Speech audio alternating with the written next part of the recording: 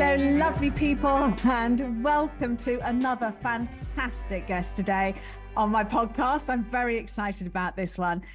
This is a man that I've had the privilege to train with in EFT and meta-consciousness. Now, I've introduced you to my mentor, Penny Kroll, but I've also worked with this fantastic man, Sam Neffendorf. And so I just want to say hello, Sam. Thank you so much for being here today. Oh, thanks very much, Philly. Yeah, it's a real pleasure to be here and looking forward to having a conversation with you. Fantastic. So let's start.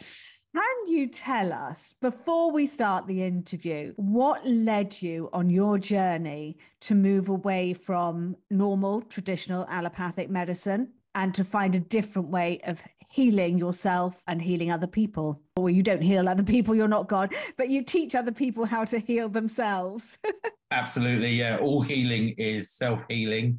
And even anyone that is a healer, what they're really doing is guiding you to activate your own healing potential. So, yeah, in terms of how I got into this, well, when I was growing up, I was always, and maybe many people are like this as well, but questioning what was real and what the mainstream view of everything was. And I was quite anarchistic in my view of the world and always leaning towards freedom and not wanting to be controlled, etc. Quite hard in this day and age.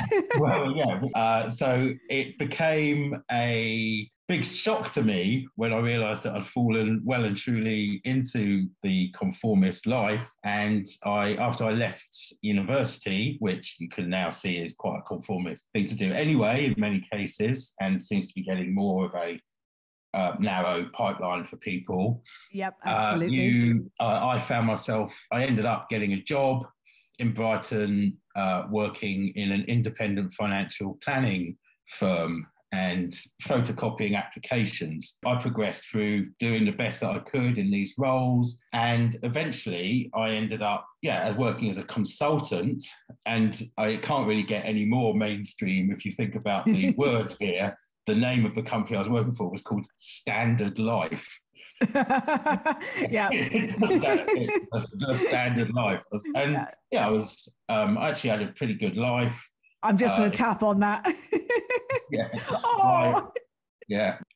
But I went away traveling for 2 years with my partner, who's now my wife. And I thought I was going to get hit by a bolt of lightning out of the blue to give me some inspiration for what I was going to do with my life whatever I did, whether I got back from traveling or not. And had a great time, of course, 2 amazing years, which it started as 1 year, but then we ended up 2 years traveling. I learned Reiki during that time. So it was my first sort of opening the door a little bit to spirituality. Yeah. Well, I had already had some insights and awareness around that, but it was the first formal training that I did around that in Thailand. But I didn't get any inspiration. And when I came back, I moved to Bristol and was enjoying working as a gardener for a while. But the money, I just couldn't make it work financially. And eventually I called my old boss up and was to see if I could get any work back in financial services. And I ended up back in Standard Life in Bristol, again in a good job. And actually it was quite enjoyable working with nice people, and you sort of forget what you're doing until every now and then you're like, oh, I'm working in this again. And I always had this... I'm being so standard. Standardized. I ended up, I just had this idea that I wanted to become an acupuncturist. And I was going to train in acupuncture. So I started looking into that. And it's of course, the amount of doing 1 weekend a month or something, it was going to take 5 years. But I was still interested in going down that path. And then I got made redundant from Standard Life. And all around me, there was people were desperately upset at being made redundant. And I remember there was this, me and then one other guy, and we were just like, yes. This is fantastic. And in that time, I was like, I'm going to go and train. This is it. I can now go train and become an acupuncturist. Great. But then I got that same day, I was persuaded to go and start an independent financial planning firm in what seemed like, in the head, It seemed like a great plan. It was full of opportunities, but my heart was sinking and screaming no. And because at that time I wasn't really knowing what I know now, and if I knew, I would have paid attention to what I was being told by my body, my emotions, and my heart. But I was, this will be a good idea. It's going to really work for us. And then I became a director of a firm. Nothing wrong with the firm. I was just out of alignment with the whole thing. So it was 3 years of self-created misery, effectively. Yeah. During that time, this is where the health bit comes in. My wife and I, we really wanted to have children. And so we started trying to have a baby, and nothing was happening. And so I thought, I'll just go and get checked out. Of course, I didn't expect there'd be anything wrong.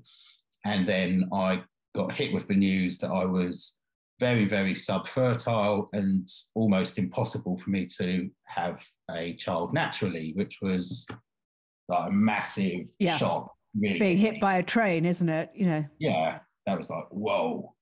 So I had a weekend of sort of grief and sadness and misery. And then I was like, right, I'm going to look into this. And I went for acupuncture because that was the thing I was aware of. Went and had some acupuncture, ended up having some Chinese herbs as well. And and I had a 3 months treatment of that. At the same time, bizarrely, I'd ended up doing this shamanic course called the Munai Ki, which some people might have heard of, but it's all about energy and initiations and connecting to emotions and things like that. So I had all of that going on, plus the acupuncture and the Chinese herbs.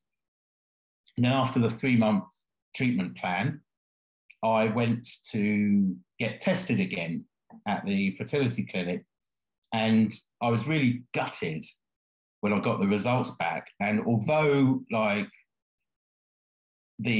some things had been improved, my so the sperm count, the mobility, everything was way up. So there'd been an effect.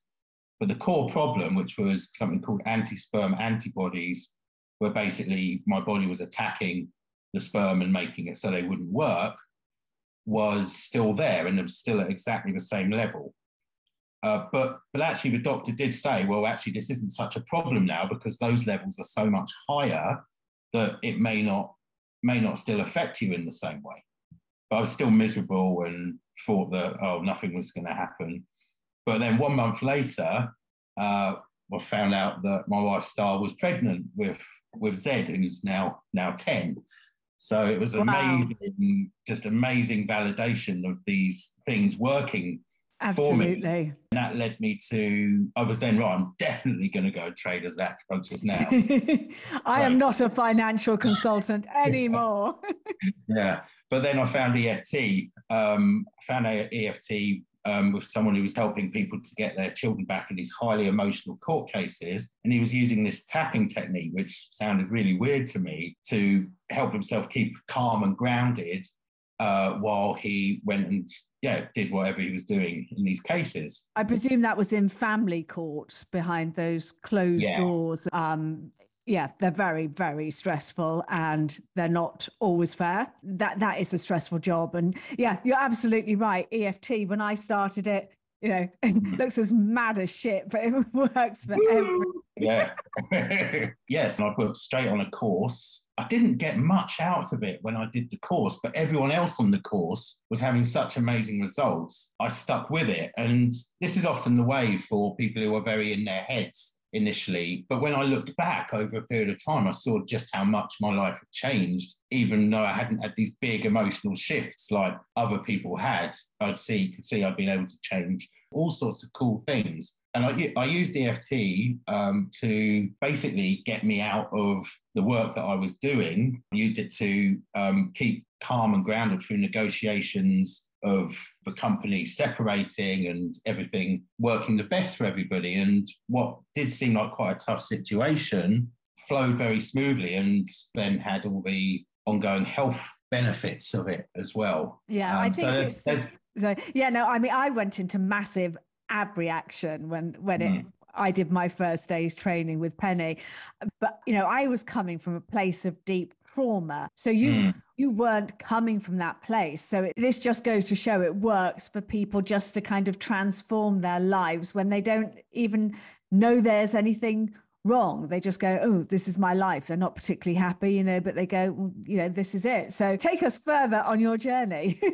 Yeah, well, that's kind of how it was for me. But what I did have was, it was more, I had limiting beliefs which were making me miserable. I didn't know they were limiting, but I had this very strong belief that I couldn't do anything and make money and be successful other than doing something I hated. So it was like, although a lot of the rest of my life was good, I had a good relationship, had a baby on my way, was earning good money, of course, in that role, I was still just felt super out of alignment and really miserable, like I'd felt like I was in a trap. So finding EFT and then changing the beliefs, and then also later matrix re-imprinting as well. But yeah, it showed me that it was possible to actually do something which I loved and create a thriving, healthy life out of that. So I was able to... And a community. You have a tremendous community around you. I mean, I think that's something that I'd like to say to everybody that goes on this path in, what they call alternative, but, we didn't alter nature. But these other kind of techniques of healing, the sense of community and camaraderie that comes with it. Is that a word, camaraderie? Oh, no, I don't. It is now. Yeah, it is now. It is extraordinary, isn't it? It is, and yeah, and the EFT and Matrix community in particular, I just love. I mean, there's very little competition in it between people. Whereas, so you're out of the rat race, well and truly. You're not. People collaborate beautifully and help each other and cheering each other on and supporting each other. So yeah, I really, really like that about it. We know that Darwin had it completely fucking wrong. Yeah. He was so off the base, and we actually work better as a humanity when we work and live together. Kind of, we're all pushing for each other to, not just survive but thrive, which is just so powerful. Co-create the cells in a massive organism, effectively. Yeah. Cool. So lovely. Right. Okay. I would like you to talk to us about New German medicine. So it's part of Meta Consciousness is founded on it. So just fill us in a little bit with New German medicine and how it's developed in the technique that you teach into Meta Consciousness. Sure. Okay. So on that, I want to say that meta consciousness is a framework for working with German New Medicine. So it's not that German New Medicine has evolved into something, because German New Medicine stands as it is, and it's absolutely amazing. And we totally respect and appreciate all of the awesome work that Dr. Hammer put in and created this whole new way of understanding health. I say created, the health was always there and the way things worked always there, but he was really able to put it into structure so that people could start understanding it. And meta-consciousness is a philosophy of working with the foundation of German New Medicine, not an evolution of it from my perspective. Yeah, absolutely. So German New Medicine, Dr. Ruth Hammer realized that he was a medical doctor, but he realized that actually his patients were developing symptoms of illness, whether physical or psychological, as a result of specific life events happening to them and their bodies carrying out responses to deal with them.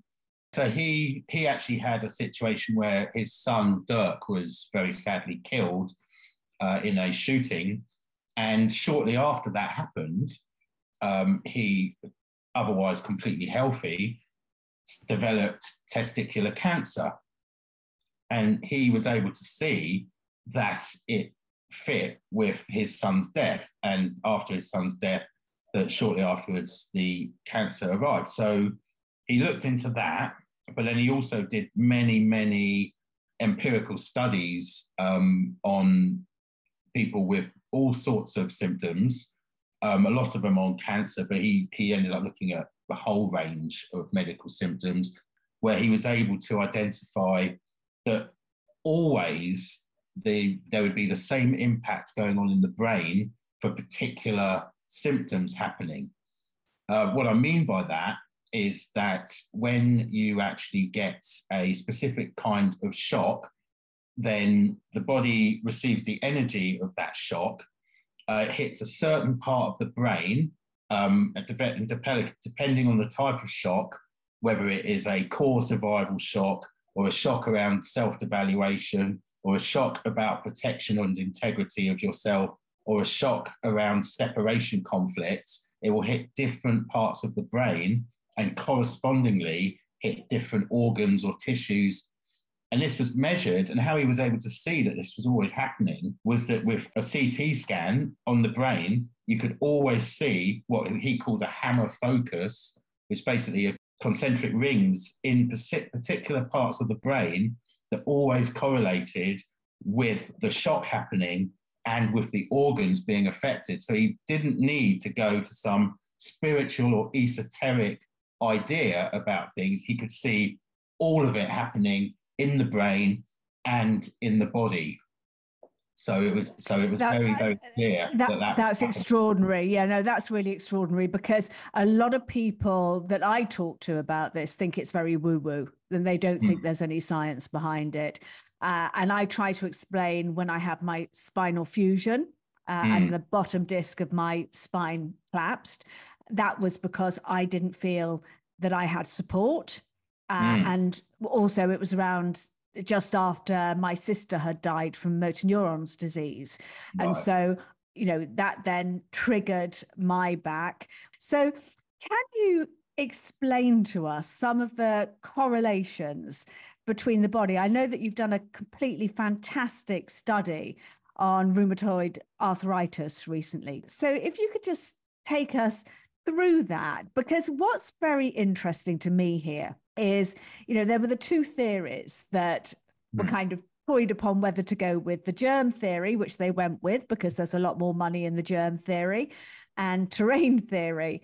I'm just going to mention, you talked about being stuck as well.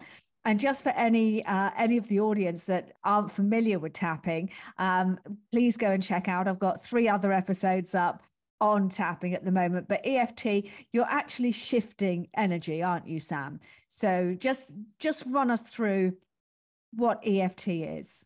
What EFT?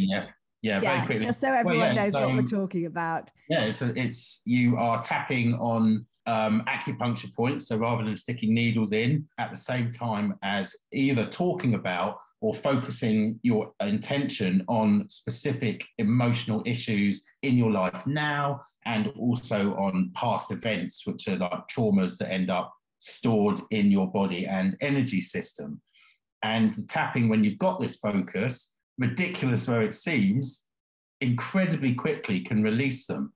It can tune you into it first, and so it can be a quite intense situation for a few moments, but it still can be pretty gentle as well. And then as you're tapping and talking in a weird way about the problem, then you can find that you really feel it for a moment, and then it's released, and you can put the stories from your past in the past where they belong, rather than them colouring your life on a daily basis. Yeah, no, so that's the gist of it. And it's been scientifically proven now. It was very much all about energy, meridians. It's only about 25, 30 years old, isn't it? It's 1995, Gary Craig came out with EFT.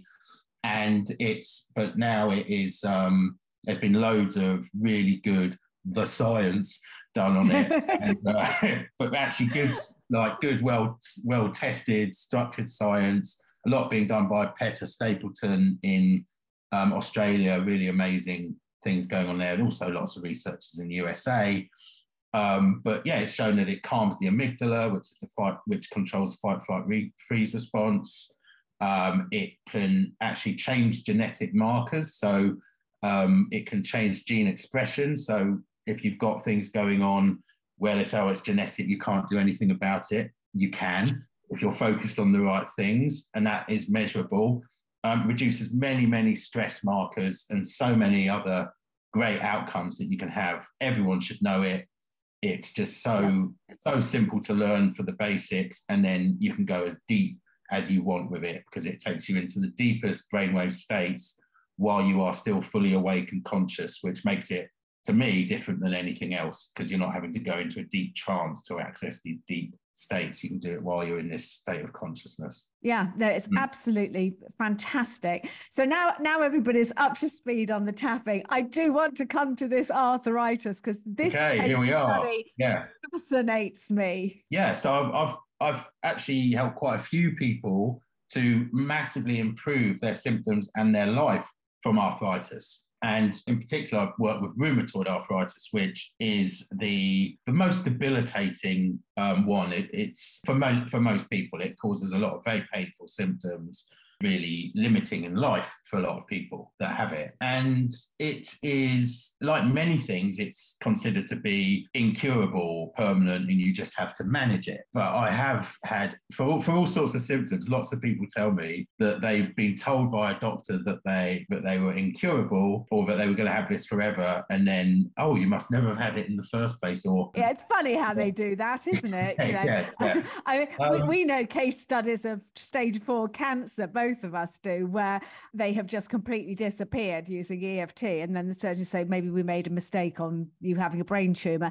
It's extraordinary. So, I mean, I want to say there is also a place for the medical, especially for emergency medicine, dealing absolutely, with situations where it is needed, and great that we've got that. And even for some medications, there's a time and a place for them. That's an individual choice for everyone to decide what they want to do. But the healing process, it's not as simple as things just disappearing in most cases. It is quite a journey. Yeah, but going back to the rheumatoid arthritis, you've got a number of things going on for people with this. They have self-devaluation conflicts going on. And self-devaluation means feeling bad about yourself, not strong enough, not able to deal with, not good enough, the universal limiting belief that most people run some form of or other in the world. So that affects the bones, the musculoskeletal system, and other aspects of the body as well, like the blood flow, the lymph.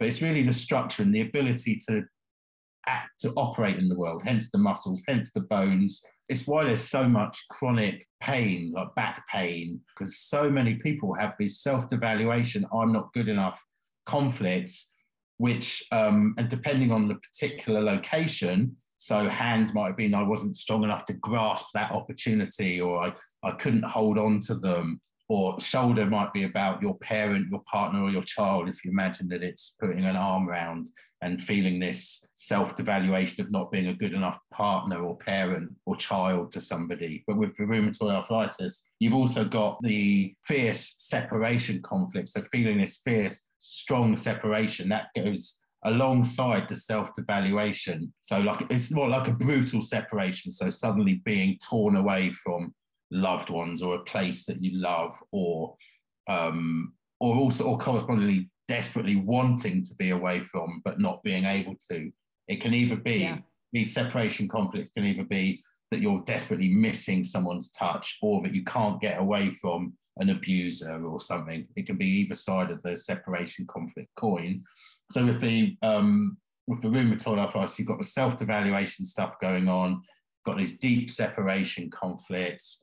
And then you've got the one I mentioned earlier with the isolation and abandonment, where your body is taking on or is holding on to fluid retention, water retention, anywhere that it can. And so if there's any inflammation going on around bones, going on around joints, etc., then the isolation abandonment conflict will make that worse. The kidney collecting tubules are activated and your body's holding on to fluid wherever it can.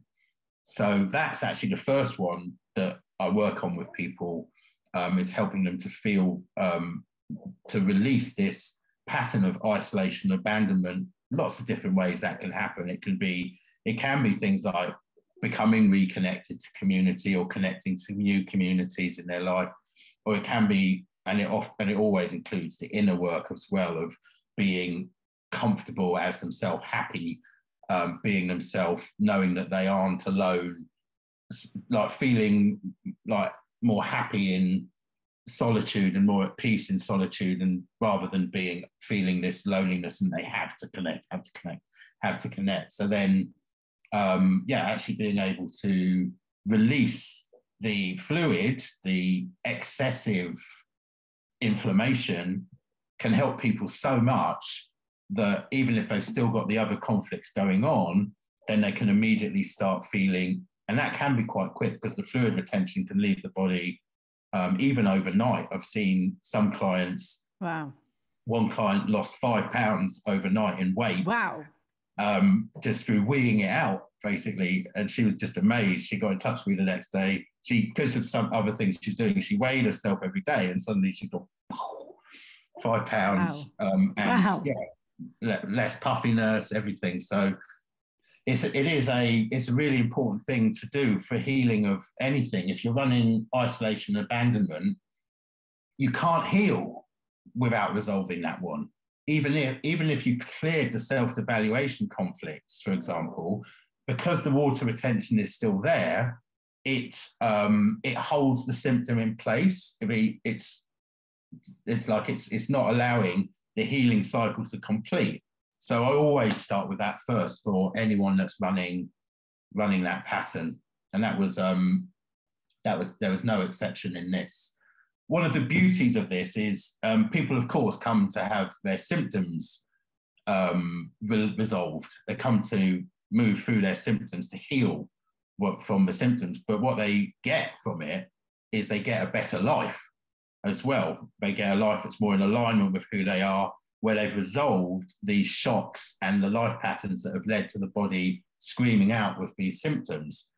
So she ended up having a better family relationship with a specific family member, which had felt very unfair to her, and it ended up becoming much more beautiful in her life and much more balanced. So that was really, really great for her.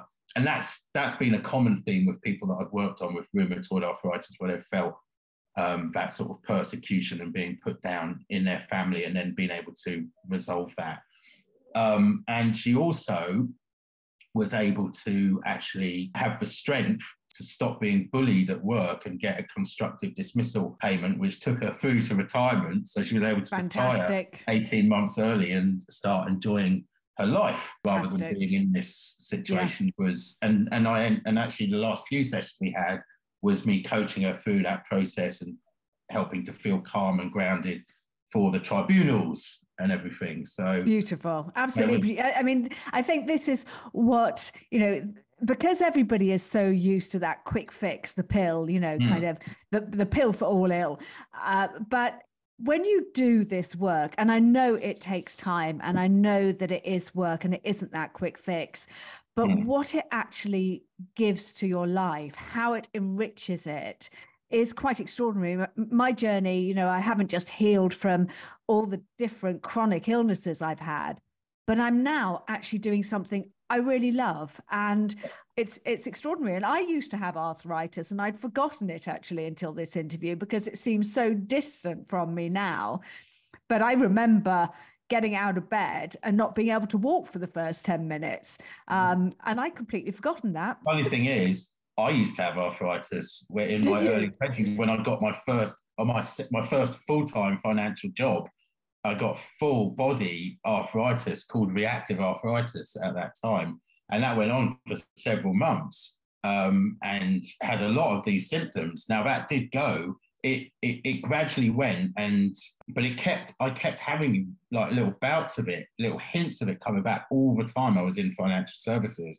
And when I started the EFT practice and everything, it was a real life resolution, and that symptom just went. I didn't need it anymore. So what is good to know is the insights. It's good to understand what's going on and what the triggers are and what the meaning was. So for me, it really helped me to bring my life into balance. That's, if not more important than the symptoms, in fact, for me. Yeah, definitely. Unless you're in extreme pain or suffering, or which I've also been in this year with something else. Yeah. So what was the other thing?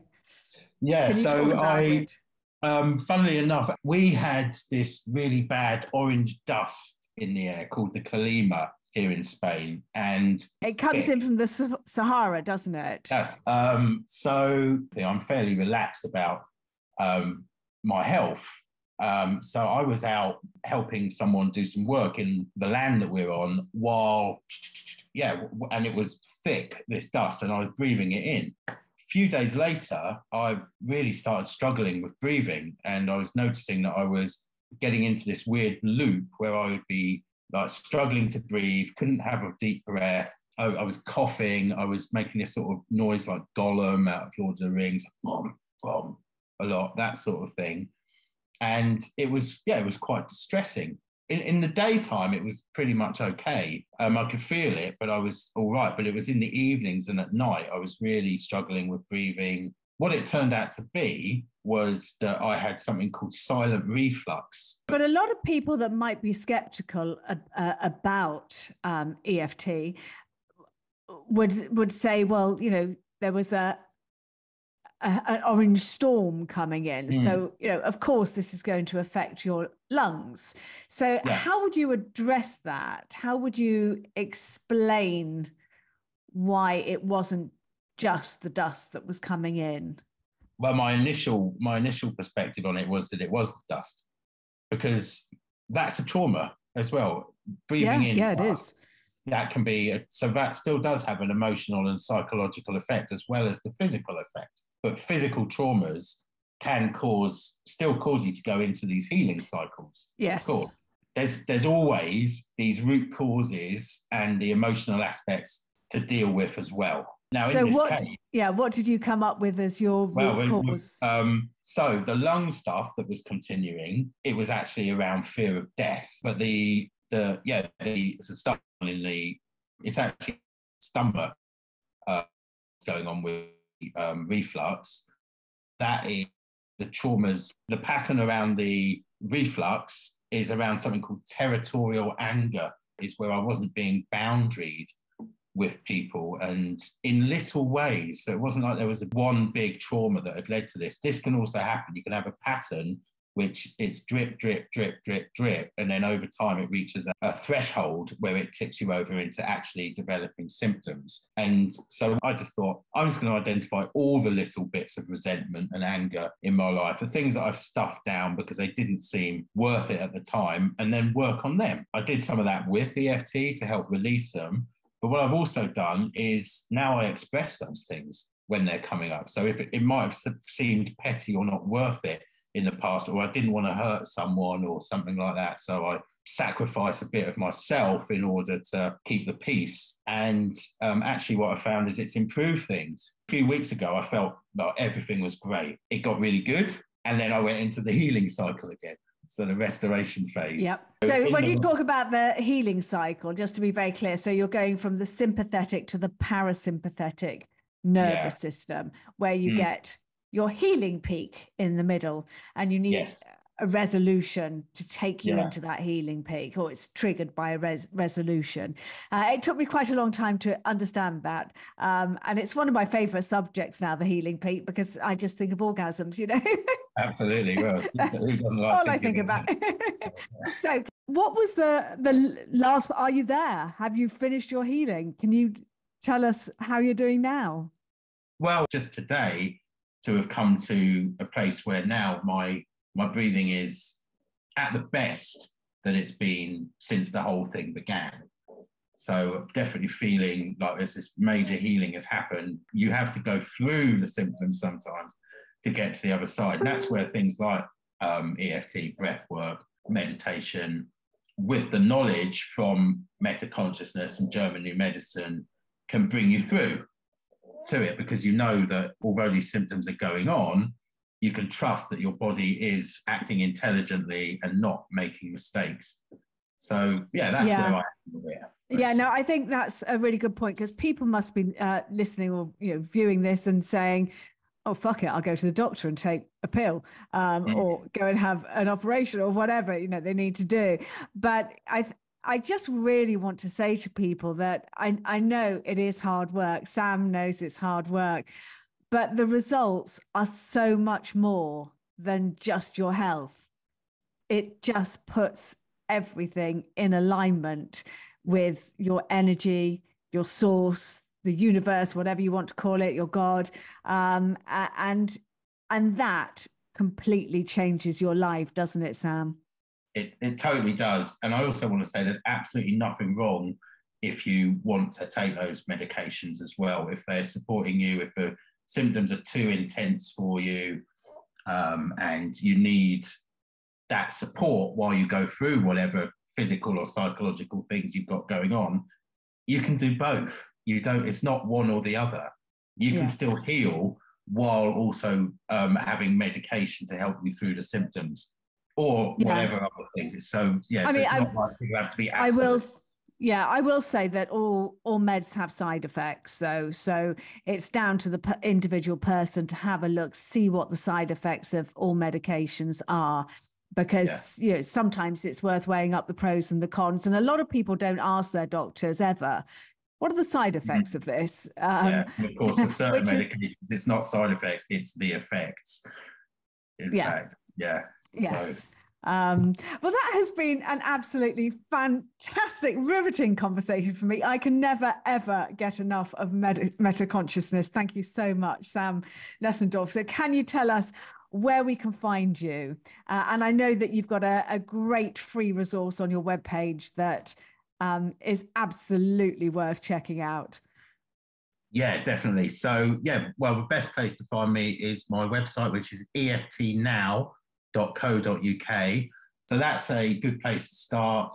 Then you'll also be on my mailing list, and you can, where I'll be able to keep in touch regarding courses and things that I'm bringing out. I've got a self-healing solutions library that I'm building. Yeah, I'm fascinated by this because I'm working on a book version of it, Sam. Maybe we should team up, actually. So can you explain what it is? Because this is just, I'm going to say it's a brilliant concept because I'm doing the book, but can you explain what it is? Yeah, well, basically, I'm going to create online resources. I've already created one for anxiety, helping people with all the stages that they can go through. The best way to work with these things, if you can, is working with someone one-to-one, of course. Then it's very tailored to you. Actually, I won't even say the best, because working in groups, you get a group energy, which absolutely can be healing just by listening along. So some people find one-to-one better. It's more expensive, of course. Others find groups and also online resources. And I'm creating all of these options, the group workshops and resources in this self-healing library, so people can go through a more structured approach to working through all of the stages, being able to heal themselves. First one I'm doing is anxiety, where I've already run the group workshop, and I'm almost got, in fact, by the time this podcast comes out, that resource should be available for people to be able to go in and access that via my website as well. So it's a journey for everybody. Brilliant. That is really, really inspiring, Sam. Oh, thank you so much for joining us today. We will put your webpage in the show notes, and just a massive, massive thank you, Sam Neffendorf.